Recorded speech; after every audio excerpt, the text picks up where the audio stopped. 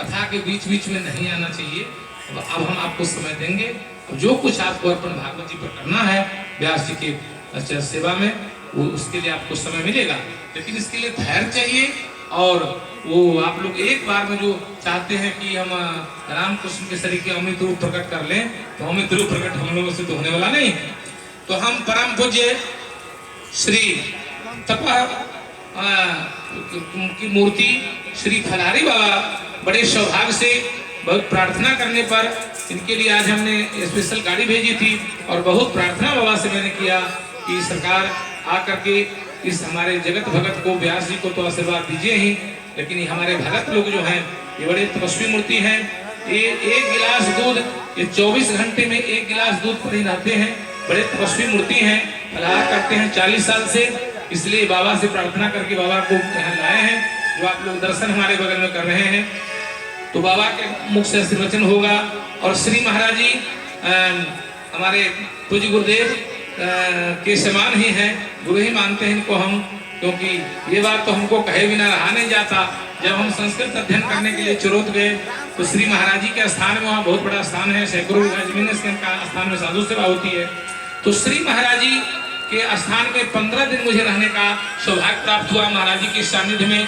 तो हम उस समय विद्यार्थी थे, हमने कहा कि सरकार हमको तो तिलक, आपका कहा कि तिलक नहीं लगाना जानते हैं। हमने कहा तिलक तो हम लगाते हैं, वैष्णव तो हैं, लेकिन तिलक नहीं लगाते हैं, विद्यार्थी लोग जैसे नहीं लगाते हैं। तो श्री महाराज जी अपने हाथ से तिलक कर दिए। दीक्षित हम हो चुके थे, कंठी मंत्र दे चुके थे, लेकिन महाराज जी अपने हाथ से तिलक कर दिए। तो महाराज जी को इसलिए गुरु मानते रहते हैं हम, और मानते हैं कि सरकार आपने किस मुहूर्त में मेरा तिलक लगाया कि हम बाबा जी की शरण में आ गए, संत की शरण में है, महात्मा के आश्रम में है, ये आपकी कृपा है। तो महाराज जी को, महाराज जी हमको नहीं चाहते रहते हैं, लेकिन फिर भी हम इनको साष्टांग दंडवत करते हैं, इसके तकनी नहीं होना है। तो श्री महाराज जी भी यहाँ विराजमान है, विशंधु के सरकार, और हमारे परम क्या कहते हैं इनको, क्या कहा जाए, हमारे व्यास जी के बड़े अभिन्न मित्र, भागवत के बहुत अच्छे विद्वान, जो मिथिला प्रांत में घूम घूम कर सिमरिया से लेकर के और जहाँ तहाँ और राज्यों में भी जाकर के व्यास जी, श्री नंद जी भागवत के बहुत बड़े विद्वान हैं। ये बड़े सौभाग्य से एक बार हमारे कुटिया पर इनका दर्शन हुआ। हमने कहा कि व्यास जी आप लोग तो ईश्वरी जी के जस को, सरकार की, भगवान के जस को गाते हैं। हमारे रसिकाचार्यों ने कहा, जिसको एक कड़ी व्यास जी शुरू में बोले थे, सजनी आशिक होना जरूर, भगवान का प्रेमी जरूर बनना चाहिए।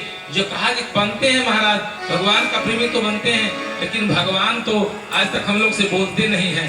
तो फिर महापुरुषों ने क्या कहा, जो दिलदार यार नहीं बोले तो भी रहना हजूर, नहीं मिले भगवान राम कृष्ण फिर भी इसी तरह 10 से 11 12 बज जाए, रात बीत जाए, दिन बीत जाए, आप लोगों से मेरा यही प्रार्थना है, इसी तरह जिस तरह आप लोग अड़े हुए हैं इस तरह से अड़े रहिएगा। हमारे गायक लोग गाते हैं कि उनसे मिलना अगर चाहते हो तो उनके चौखट पे धूनी रमाकर, उनका चौखट क्या है, भगवान का चौखट क्या है, यही चौखट है सत्संग। जिस सत्संग में बैठे रहिए, एक न एक दिन ये सत्संग, ये भागवत भगवान आप में बैठ जाएंगे। और जब आप में भागवत जी बैठ जाए, सत्संग बैठ जाए, तो ठाकुर जी के आते देर तो नहीं लगता। भगवान का आने का रास्ता कौन है, आप लोग आते हैं ना, श्याम तेरे मिलने का सत्संग ही बहाना है।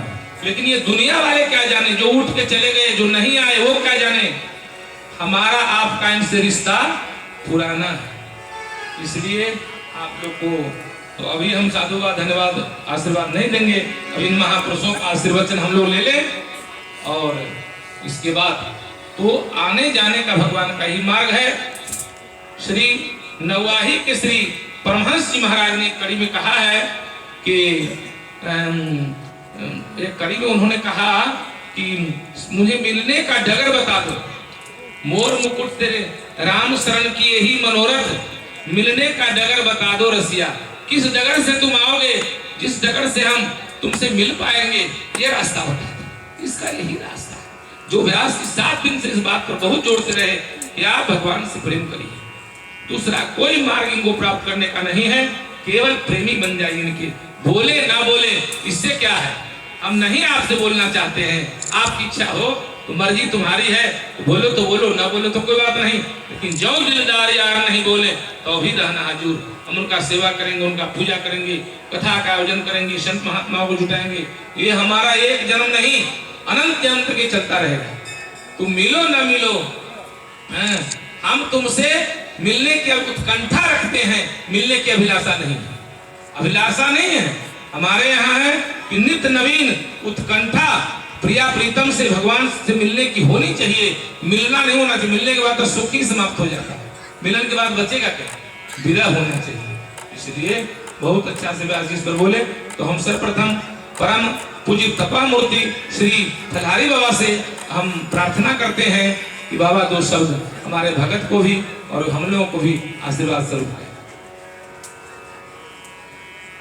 श्री कृष्ण भगवान की, बलदेव जी भगवान की, वासुदेव जी महाराज की, देवकी महारानी की, द्वारका क्षेत्र की, द्वारका धाम की, द्वारकापुरी की, सब सेवक सती की, भगत जगत की, बोलिए सियावर रामचंद्र की जय। ये जो भागवत श्रीमद् भागवत पुराण की कथा यहाँ 7 रोज से हो रहा है, तो ये समझ लीजिए आप लोग सभी जितना है जहाँ तक आवाज जाता हो, ये श्रीमद् भागवत पुराण जो है तो महान पुराण, ये अमर कथा कहलाया है। जिस यही अमर कथा शंकर भगवान ने गौरी जी को जाकर हिमालय में सुनाया, जो यही श्री सुखदेव जी सुगा का रूप में ये कथा को ग्रहण किए थे। वही कथा श्रीमद् भागवत पुराण की चलता है। तो ये समझ लो जहाँ भागवत श्रीमद् भागवत पुराण की कथा आरंभ होता है, वहाँ 300 कोट देवता अनंत कोट वैष्णव वहाँ पधारते हैं। वहाँ का जमीन जो है पृथ्वी है वो सब पवित्र हो जाता है। जहाँ तक आवाज जाता है श्रीमद् भागवत पुराण की, वहाँ तक सभी जितना जीव